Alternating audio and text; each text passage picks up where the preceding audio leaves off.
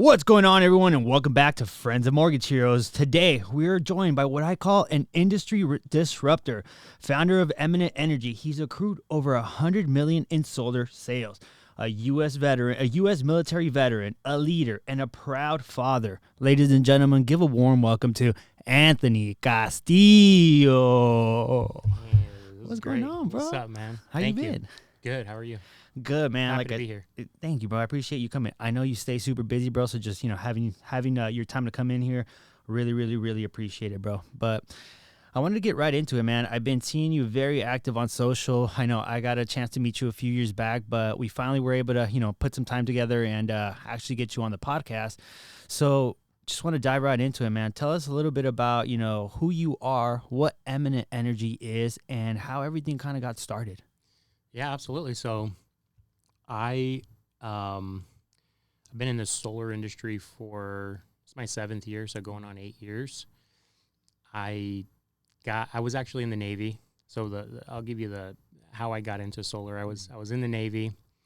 I was a corpsman, so a medic. 5 years in the Navy, got out. I started going to school for criminal justice. So I always watch those shows. I think it's called Locked Up. I don't know if you... The ones where they bring in like people to kind of check out the jails. Yeah, so they follow like the inmates and correctional officers. So I always would watch that. I was going for school for criminal justice. My brother-in-law was working in the Department of Corrections in Alaska. Oh. And he's like, dude, they'll hire you. Just apply. So I applied while I was still going to school, and they actually hired me. They moved me there. It was a maximum security prison, so I worked there for about a year. And while I was there, I was posting photos on Instagram. So I tried to become a photographer. Wasn't good at it. Beautiful wildlife. I lived in Seward, Alaska. So I would put hashtags like corpsman, Navy veteran, Marine Corps gay. And a Marine followed me. His name was Justin. He followed me. We became friends. He was living in Oceanside. We started talking. Oh, okay. And we became pretty good friends. We would talk about family, life on the phone. We never met. And then when I moved back here, we met up. He called me one day, said, "Hey, I'm getting solar installed for free." And I said, "Dude, that's a scam, bro. Like, nothing is free, man. Like, what are you talking about?" And he's like, "No, dude, I reviewed the contract. I reviewed it. I know what I'm doing." And then he ended up referring me to the manager. This was Vivint Solar. I remember Vivint. Yeah. So I was scared. I had an interview. It was with the top 2 guys, and I'm an introvert. So this is a sales position, door to door.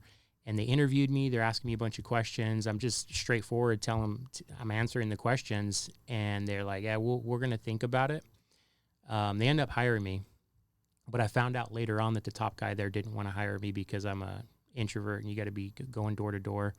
But yeah, man, my first year, I did 75 installs my first year, and kind of like the rest is history. And that was all door to door. So now my vision, or like my purpose, is kind of letting people know that anybody can get into sales if you have a mindset of like, oh, I can't do this, I can't do that. I just actually released a training course that everybody gets to go through that joins the team, and it's a crazy opportunity. So you mentioned you were an introvert. Knowing that, what still prompted you to go forward with and take the sales role?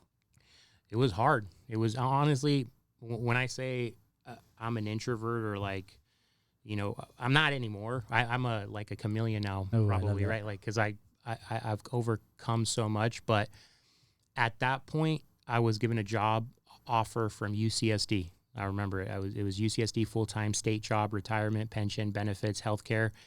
And then this guy interviewed me. He's like, "Hey, I made $200,000 last year," and he was 22 years old. And I'm like, "This sounds fake." So I looked at it and I said, "Hey, I told all my friends and family, these are the 2 options I have: get into sales, no promise, or go with the state." Every single person said go with the state of California. Safe bet. I was living on, you probably know, I was living on 61st and Imperial. Yeah. We were living, I'm divorced, but my wife at the time, we were living with her mom in a 2-bedroom apartment that was like 500 square feet in the ghetto. And my son, I believe he must have been 2 years old. And I was just looking at my son and I said, hey, I grew up the way I don't want my son to grow up. So that's what made me get in and kind of like overcome it was hard for me to do it, but I took the leap. And yeah, man, it's not an immediate thing that you're going to be like, oh, all of a sudden like a switch. It was every day, every single door I knocked, I felt sick, like nervous, anxious. And then on top of that, I have to get in a small group with the 2 property owners. And like, it was bad. It was not easy, but it was probably the best decision I've ever made, because now I'm in a position to show people like, hey man, these are my setbacks. These are my limiting beliefs that I had, and I've made millions of dollars doing this. You don't have any excuses. It sounds like there was an opportunity presented to you, and the reason why you took it was because there was a bigger anchor weighing you down than, I don't want to do it because it makes me feel uncomfortable. I was fortunate enough to listen to a little bit of the podcast you recorded, and you mentioned something about when you saw your son for the first time, every fear about being a father left you. I wanted to ask, what does it mean for you to be a father? Yeah, so like my history or my childhood and my relationship with my father was that kind of set the mindset of like how fathers are, right? Like, because as men, the only real visible thing of like, hey, this is how you should be as a father is our father, typically.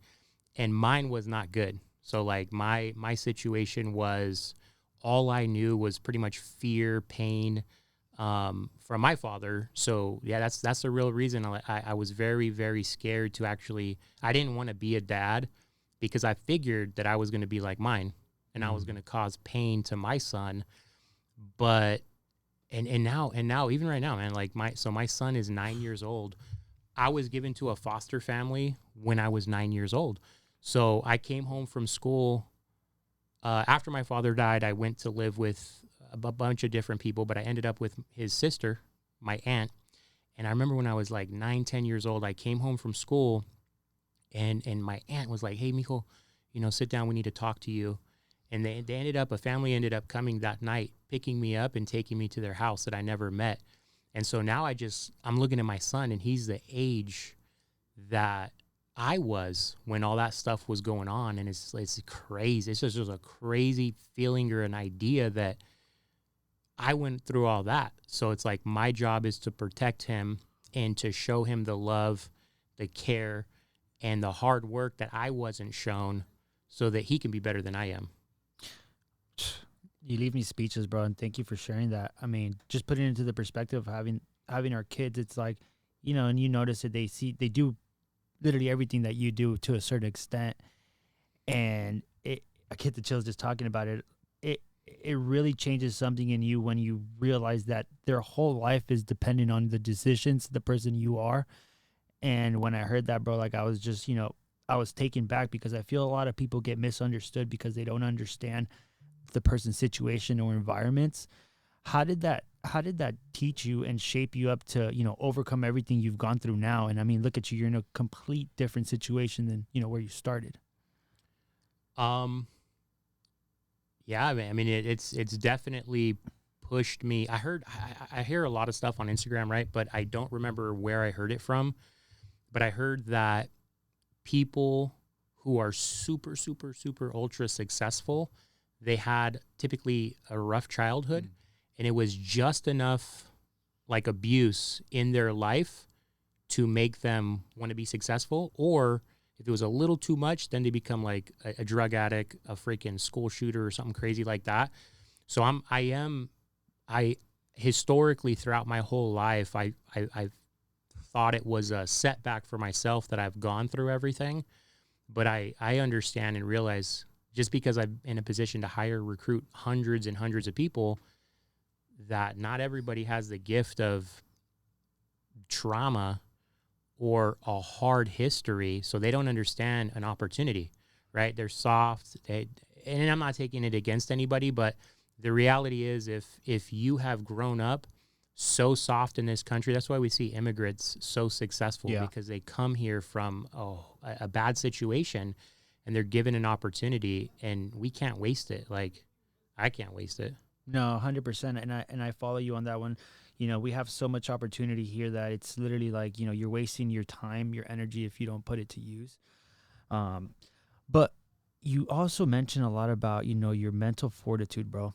How does that play a part with your discipline, and how do you practice discipline and stay the course with so many distractions?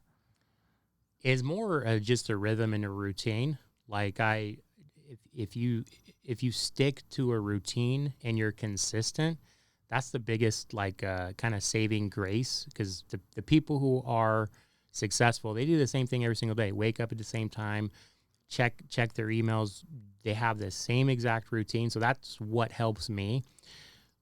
I have a ton of people on my team, and I see them struggling with consistency and a routine, and they're kind of just like a feather in the wind. If something comes up, oh, distraction, I'm over there. Mm-hmm. So the biggest thing I've seen, I know a lot of successful people, and what separates them from most people is, regardless how they're feeling emotionally, they stick to what they're supposed to do. So what we do door to door, we do solar cells, and it's very easy. You get in a little fight with your loved one, and you can literally just say, you know, I'm going to take the day off. But that's just, they don't understand that's going to hurt them in the long run, not being consistent. So that's it, routine. Yeah. You bringing that up, it just, you know, I see that at times in myself, and, you know, I've been in that situation where something comes up and it just throws a wrench in your whole day. And then if you lean into it, that day could turn into a week. It could turn into a bad month. It could turn into a bad season. And then you have a bad year. And I think it's, you know, it's being so self-aware that, you know, at that moment when that presents itself, it's just kind of knocking it on his ass and continue to move forward. So thank you for sharing that. But I wanted to get more now into Eminent, bro. When did Eminent come about? I know you said your first year you had a very successful year. When was Eminent born, and when did you say, hey, I want to pursue this? Yeah, so I started with Vivint Solar, and I crushed it.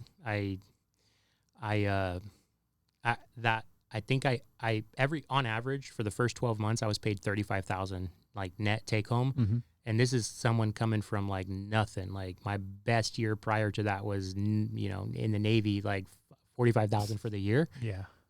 So I was promoted to a district manager pretty quickly, and then Sunrun purchased Vivint, and then I found out that on the dealer side, not working directly for like Sunrun, the commission is ridiculously more for the same job. So I had left. I went to go work with the dealer. That guy owned the company. He lived in Texas. Okay. And I was running everything for him here. I built up his team to like 30 people. I was training, recruiting, doing everything. Wasn't getting any support. So I talked to another business owner. The owner of the first place found out that I was just talking to him, and he freaking fired me. He removed my access, shut off my email, kept my money. So I had no choice but to go work with that guy. And so I went over there, same story, ran everything, built up the team. And then that guy came and said, hey, we're going to do a new comp plan, a new pay structure. They tried to promote it as a good thing, but it was going to reduce our commission by 40%. And I wasn't cool with that, because I had recruited a bunch of people. And I said, you know what? There was another guy there with me that we were pretty much on the same level.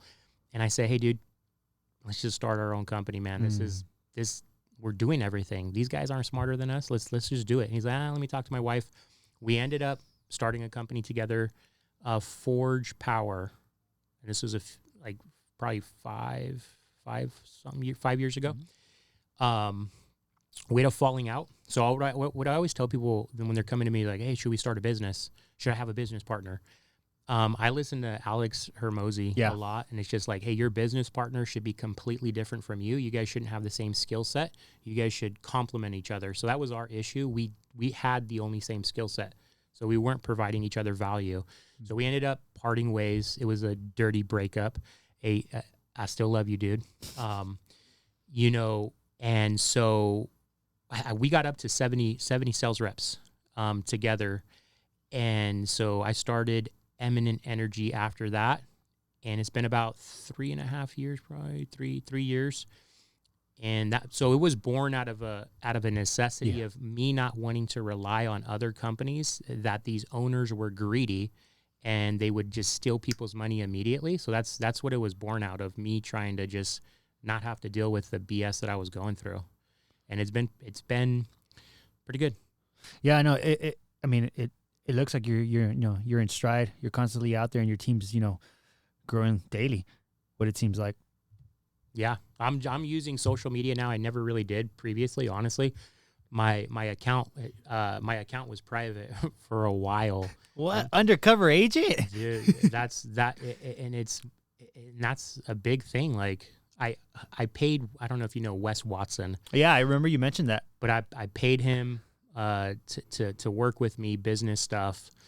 And the first thing he told me, it was just little things that he told me, but he's like, "Hey man, where's your private? Why is your Instagram private?" So I fixed that.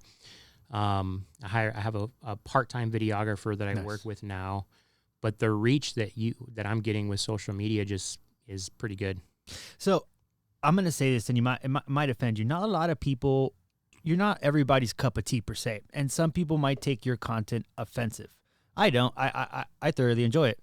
What do you say to people, and what do you subscribe to when people get in their head about self-doubt and not being able to, amass more than what their, environment currently is? You know what, honestly, like, I think that society, we are very, very, what is that term? Like, politically correct. You want to walk on in some eggshells. You don't want to be offensive. The big deal, the big issue that most of us have is we surround ourselves with people that kind of like coddle us and allow us to be weak. So when you have somebody who is abrasive and telling you, dude, what are you doing? Like, what are you doing, bro? Like, you're a man, you're living at home with your mom, you don't have 6 months of income saved up. It shouldn't be offensive to tell somebody the truth. But the truth in society today has become offensive, and we need more people to not worry about offending people, but telling the truth. Yeah. So that's a big thing with me, man. I tell people, like, hey, dude, if you work with me, I want to know what your goals are. And if I see that you're freaking drinking, like, there's a big fight coming up, right? Yeah, Canelo fighting tomorrow, and then Ryan Garcia fighting today. Yeah, so it's like some people, and I get it, we have to have fun, we have to decompress, I get it. But if you're consistently having fun and you're not winning, dude, I'm going to have to call you out on that. And I'm going to be like, yo, what are you doing? I think Andy Frisilla said, or somebody said, winning is more fun than fun. So especially when we have children, man. Yeah. If you're young and you don't have any kids and you're not, and I don't care. Like, go do what you want to do. But if you tell me you have goals, I want to retire my mom and dad, I want to buy a house, like, okay, well, you have to be held accountable. And that's the biggest thing. A lot of us don't have an inner circle of people that hold us accountable to a certain standard. We're used to going to the same old people that are like, hey, you know what? It's okay, Brian. You've been working hard, dude. Take a week off. Take a month off. You're cool, dude. No, you're not. You have so much more potential. And I said it before. The people on my team, I had this one guy. Shout out, you know who you are if he watches. He probably doesn't. He probably blocked me. He was so impressive, man. I recruited him. He was working at a prison right here in Donovan. I think I know who it is. Oh, man. Oh, yeah, we probably do. I paid him $55,000 in a single month. I had to fire him for cheating on his wife. Now, listen, if you're cheating on your wife and I don't know your wife, it might be a different story. I'll probably fire you anyways because I don't want you around me and my customers and my team. But I was friends with that person and his wife, and I gave him many chances. But you could tell he was so comfortable with bragging, like, hey, dude, check this out. She's smoking hot. I'm like, bro, you're talking to the wrong person, dude. Your wife is smoking hot. Like, your freaking family and your children are beautiful. And I think we don't surround ourselves with people that tell us the truth. And sometimes the truth is, I think Wes says, love ain't lies. And a lot of people, they think that it's okay to make somebody feel okay and encourage them, by kind of like making them feel comfortable. And that's not true. That's not what we should be doing. No, I agree 100%. In every experience that I've had, when I feel people are, sugarcoating things to me, I almost don't take them seriously, or it's easier to take advantage of the situation. But when somebody just straight rips the Band-Aid off, tells it to you straight, man to man, woman to man, whatever it might be the situation, I think you almost respect them more. And if there's any truth to what they say, you kind of just look at them and agree, because you take ownership of what is, wrong and what's right. So what would you say is one thing that differentiates you, your company, from other companies? And I'm not just talking about, the commission break, the splits. What is it about Eminent, the community, the leadership, that really thrives and helps you retain more of your reps? So I think I've never lost one person to go work with another company. So that's something I'm pretty proud of. Like I've never onboarded, trained someone, and then they say, hey, I'm going to go work with this company because it's better. I think most people might not know this, but the solar industry is pretty shady. Yeah. It's pretty gnarly. And I think that there's going to be some government, and we'll talk about what the state's doing. It's horrible. It's horrible for your homeowners. It's pretty bad. But the biggest thing that I would say that's different is I'm not worried. I talk a lot about a commission, because that's what's going to invite somebody over to open their eyes to look at the opportunity. But I always tell people when they get on board, hey, our goal is to take care of the customer and communicate with them, give them the best service so that we can have a business partner for the next 20 years. So I'm just purely focused on the customer being happy and satisfied. And I'm not saying, hey, we're better, we're this or that. It's just, I'm kind of steering the ship, and that's my goal, is just take care of the customer, admit when we make mistakes or our install partners make a mistake, and step up and make sure that they're taken care of. So it sounds like you value integrity, and you like to pay it forward, because it seems that if you take care of people, people will take care of you in the long run. Yeah, a lot of solar companies don't understand that. They're just just care. Yeah, exactly. There's a lot of people that come from out of state to work in California because the pay's so good here, and then that's it, churn and burn. They come over here and make a ton of money, screw the people over, and then that's why we have such a bad rep in the solar industry, is because of that. Talk about a little bit about your team and your community. What's that like? If someone joins your team, what can they expect? Yeah, so I think we got like 30 people right now. It's not, there's a pretty good learning curve. So I used to allow anybody to come over kind of like part-time, full-time, but now it's just, hey, if you come over, expect it to be full-time, knocking on doors from 2 p.m. to 8 p.m., 5-6 days a week. We have weekly training, coaching calls. But the opportunity is, in my belief, one of the best financially, because we're providing a product and a service that the customer's required to purchase. They have to buy power. We're giving them an alternative option that doesn't cost them anything out of pocket. There's no loan, no debt, no lien, no lease. And on average, we save them 50% compared to the utility company. So it's a crazy opportunity. So if I'm a homeowner right now and I'm on the fence, people have been coming to my house knocking, solar rep after solar rep, and, you're still not sold, or, quote unquote, you don't know enough to be able to make that purchase. Where do you come in and bridge that gap? Yeah, I guess there's different type of like analytical buyers, or people that want to like see that everybody switched over before they make a decision. I kind of tell homeowners that I talk to, like, hey, this is honestly like an IQ test. Like, I'm going to show you the information, and if you're too stupid to I move on to the next person, honestly, because I know it gets very confusing for some people, but you're not giving us money, you're not buying it, you're literally just switching utility companies. But again, I work with a ton of agents and lenders, dude. So many people have been ripped off by companies that, and they know, these customers who haven't signed up know that, no, they got ripped off. They got a horrible experience. I don't want to do it. And it's just them finding a person in a company that they know is going to be there to take care of them if something goes wrong. Yeah. So let's lean into that. When has there been a situation where you had to diffuse it, or maybe where things weren't explained clearly, but you were able to still come in, show your professionalism and give the client what they were looking for? You mean like a bad situation that we had to work on? Yeah. Oh man, dude, I've had everything. Roof leaks. I had when I was with Vivint Solar, they were grounding the electrical panel, so the house wasn't. Because I've heard war stories from clients, bro. Like, dude, it's pretty. Anything can go wrong. So the Vivint grounded the electrical panel, and they have this big rod with this hydraulic thing that shoots it in the ground, and they went through the pipe that takes the poop from the toilet, and their house flooded their house, and they had to stay in a hotel for like 2-3 weeks. We had to replace their whole interior floor.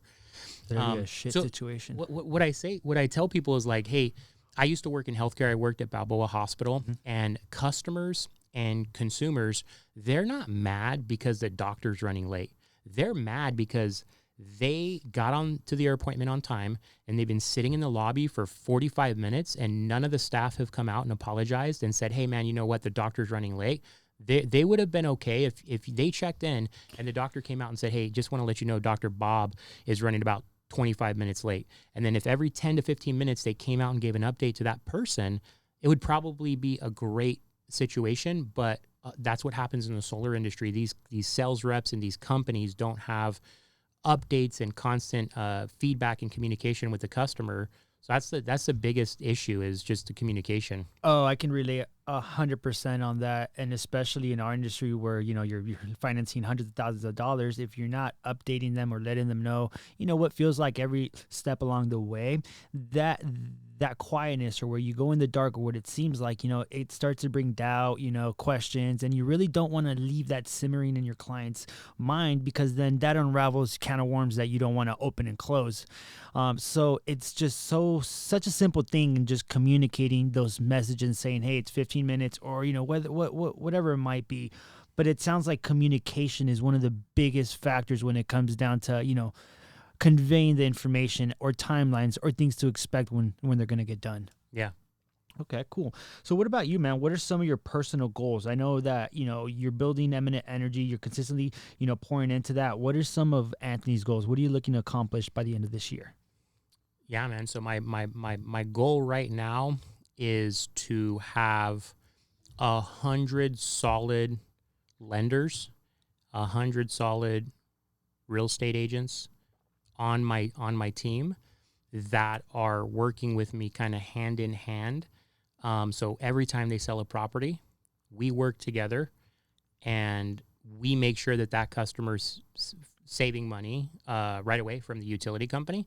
And then I'm actually helping them by giving them a big, nice chunk of commission, as far as like, hey, we're working together, you get half the commission. So that's my biggest goal right now, is just to grow my internal network team across California, and then next Texas, Florida, Connecticut. So that's what I'm focused on right now. Awesome. So it sounds like you want to grow local, and then little by little inch out and really tap into, networking with the real estate community.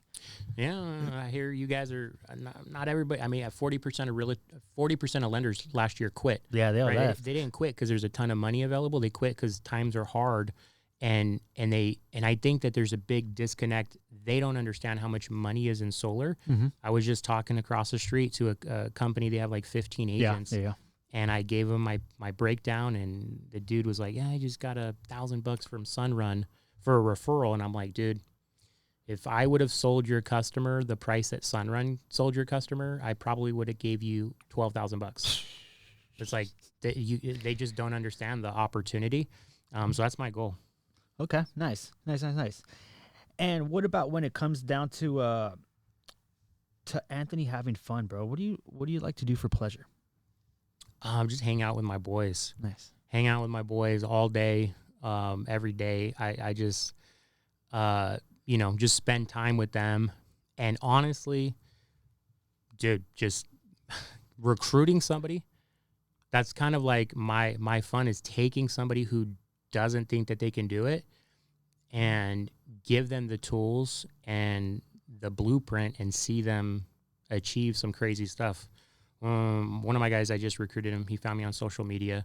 He was working full time at a car rental place downtown, Hertz, I think. Okay. Shout out to Jorge. And his first 2 weeks, he was knocking, closed the deal. He got paid $11,000 for his first install. We saved that active duty Navy guy like 60% compared to what he was paying. So that reality is, I love what I do, and it's a big thing for me, man. It's fun to have my team give them the feedback and help them like grow. That's what I like. No, it really sounds like you like bringing someone in, picking them up, and leaving them better than when you first brought them in. If they give you that opportunity as well, because I feel like you have to also, you know, be on the receiving end of that and be open to the coaching, the mindset. And a lot of people, I feel, don't like to get told what to do, but it's sometimes not that exactly, but rather saying, hey, I've already gone through these steps, minimize that, and you could get there a lot faster. Yeah, I think the biggest downside for people is they don't give it enough time. They don't allow themselves enough time to actually learn and grow. Do you think that's something that is just in trend right now? Like, people just want instant gratification off the bat. Like, if they didn't get that like on that picture, if they didn't get that boost of dopamine because their video didn't get 1,000+ likes. Because I feel like nowadays everybody's very impatient when it comes to making it. Yeah, I think they have a very, very kind of the mindset is kind of broken as far as like, hey, if I'm not successful in 2 weeks, I'm going to quit. It takes a while at anything. That's why I love Andy Frisilla. I listen to his podcast. He's great. I listen to him too. Yeah. I mean, his first 10 years, he made $682 like a month, or living in the store, in the couch, in the back, in the futon or whatever that they had, and they just literally trying to make ends meet. Yeah, and he's here. I'm here because of him. So like, I listen to his podcast, going through everything, and people just need to spend more time and invest in just be patient, aggressive patience. So, you know, you're a veteran as well, and you give back to the military community a lot. What are some of the ways that you've, gave back and are still continuously part of that community? So every veteran that I've ever worked with, I have covered their first year. I used to cover the first 2 years of the electric, but then the lovely Governor Gavin Newsom passed. Don't you just love him? Yeah, dude. That dude should be. We need to talk about the law that please. For every military, law enforcement, healthcare, I cover the first year. So obviously I give the best pricing, and then I cover their first year. But Gavin Newsom, it just came out 24 hours ago. God. Look what they did. Okay, so net metering 2.0, net metering 1.0, and net metering 2.0 are 20-year contracts between the customer, the homeowner, and the utility company. Okay. This sack of shit, they just broke the contracts. So what passed is, when you sell a property, your contract is over, meaning that every single house that has NEM 1 and 2 is completely screwed. So when that property is sold, and so kind of I'll break it down this way. NEM 2.0 was a beautiful relationship between the utility company and the homeowner. Mm-hmm. The solar's on the roof. The solar system's producing a ton of power. The homeowner's not home. The power is being sent to the utility company, and then at night, the utility company gives it back to them. Mm-hmm. Beautiful. It worked amazing. NEM 3.0 was passed April 14th, 2023. Now, if the property has to have a battery. Yeah, I remember. If the property doesn't have a battery, all the power that is sent to the grid, the utility company will keep 80% of it for themselves, meaning that the homeowner only gets 20% of the production of the solar.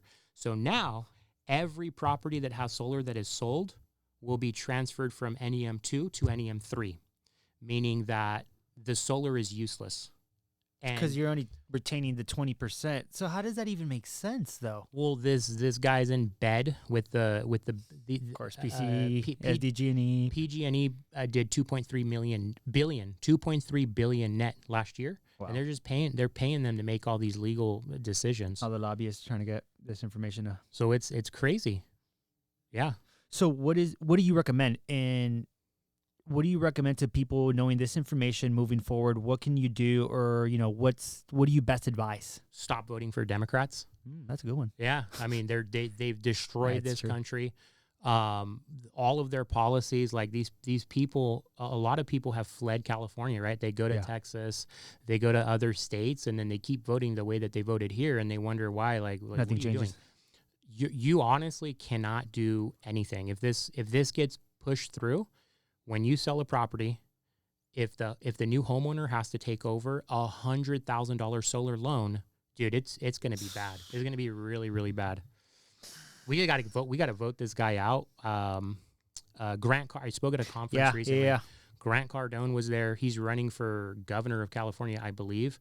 We just got to get different people in there. I think it's just, giving us more options. Everything's like we get the same candidate every year. So it's kind of like people are just kind of like, I'd rather just go with it than rather, do the work and actually put a little bit of time to just research what people's values, principles are, and what does it actually do for you in your daily life. I think that's something that gets under touch, where they just kind of go based off the sentiment of what this guy is. Hey, he looks like a good person.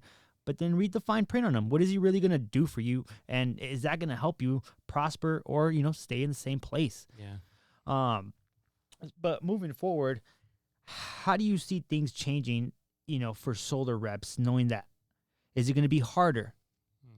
Yeah, nothing is going to change on the solar side because we're already selling systems with NEM 3.0. Yeah. So on our side, nothing's going to change, but dude, honestly, my heart literally just breaks for the people who invested money and now they're going to be screwed over. It just blows my mind that this could even be an option. Yeah, no, it's unfortunate how things sometimes just don't make sense, and yet, they're still doing things like that. Sometimes I wonder, like, how does this all come to an end? I don't know, man. So what's next for Eminent? Yeah, we're just sticking to the plan, man. My goal, like I said, just growing on social media. Dude, I literally just paid a lender. He just closed a deal. He's making $6,900. He met me on social media. I've never met him in person. He's in LA. Nice. Another guy just joined the team. He closed a deal. He's getting $18,000. So my goal is just to grow, offer the opportunity to people, let them know, hey, you don't have to be stuck in a 9-to-5. You can get into this. You can take care of your family. You can give back to the community, protect them from the utility company, and just make a ton of money. So that's my goal.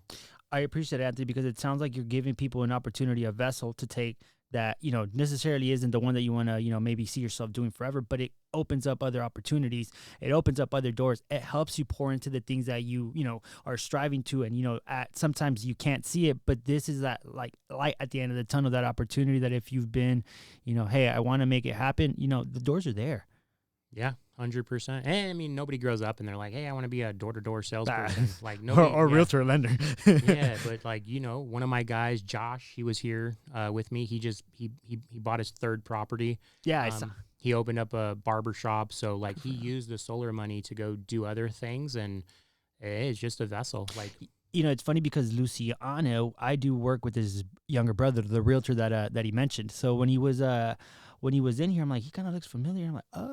And then I heard his last name. I'm like, oh, cool. It makes sense. Yeah. Nice. So what about I know you mentioned that you were up at Driven with Alberto Preciado. Yeah. How was that, man? How did you guys connect? What was that like? And how do you guys plan to move forward? And what do you guys got planned? Yeah. So he's actually one of my probably smaller real estate partners as far as like the size of his office. I don't think he's focused too. I mean, I might be wrong, but actually, I'm here doing this. He's having his like inner circle driven weekend event now, and I'm like, I got a podcast. But he has, I think his main focus is on like high ticket sales. Okay. But yeah, I mean, same thing. I'm giving him the opportunity.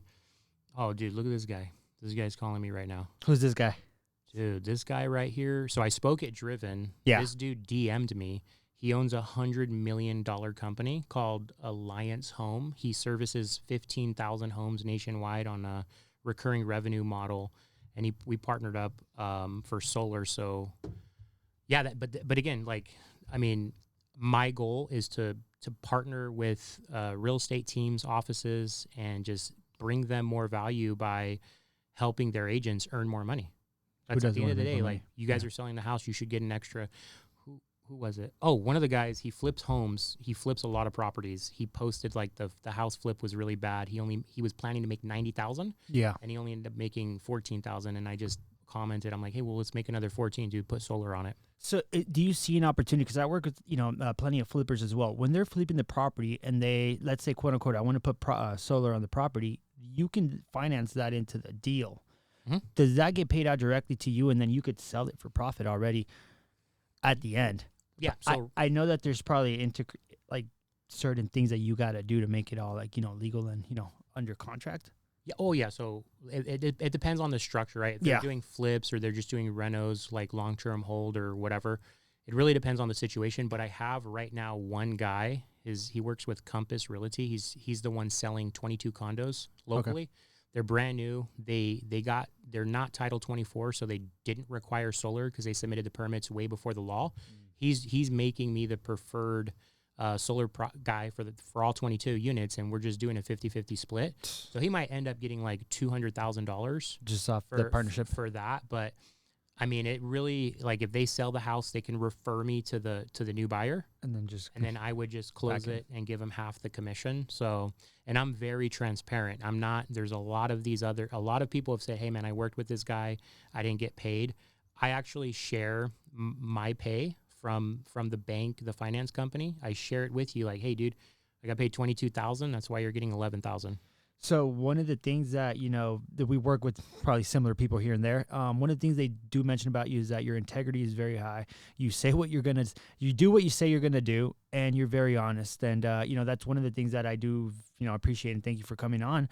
How do you utilize, your way of being to be able to, get what you want in certain places? You know what? I mean, at the end of the day, I tell people, like, I don't even view myself as a salesperson. I'm an educator.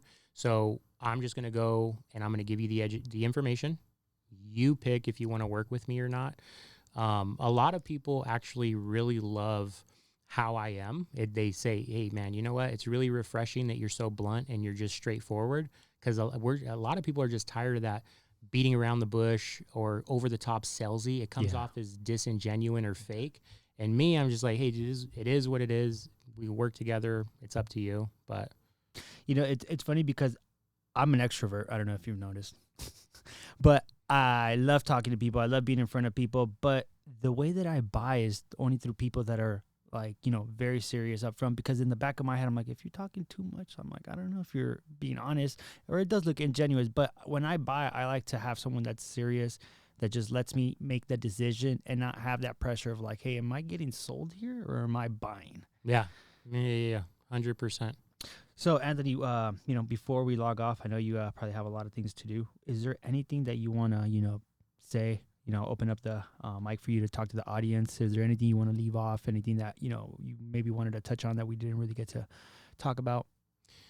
I mean, I would say definitely if, you are in California, the beautiful place of California, and you're not happy with what is going on socially, financially, you guys got to start sharing, speaking up, man, because there's too many of these, there's too many people that are on the other side, right? Like, I have children, they're homeschooled.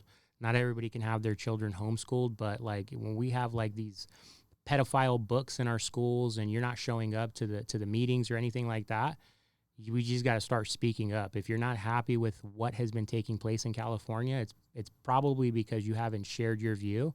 Whatever your view is, like, you got to just step up and start sharing, and then get surrounded with people who are going to lift you up and not make you feel comfortable. That's it.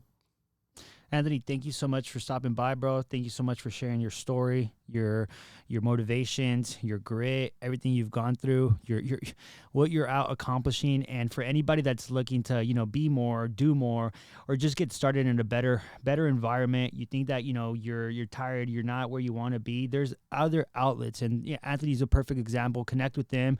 And, there's virtually, you could do anything you want. You just have to believe. You have to put your first foot forward and just not give a fuck what others say about what you're doing, because at the end of the day, you're doing it for yourself, for your family, and it shouldn't matter who else you do it for. So 100%. Thank you so much for stopping by, Thank bro. you, bro. I really appreciate it. Yes, sir. Happy to be here. Yeah. Friends, family, thank you so much for joining us. This episode is going to be such a good one. I can't wait to hear it back. And for anybody that wants to connect with Anthony, we'll make sure we put all his links, information, number, and ways to reach him so that you guys can connect. And Anthony, thank you so much once again. Yes, sir. Thank you. Appreciate it, brother.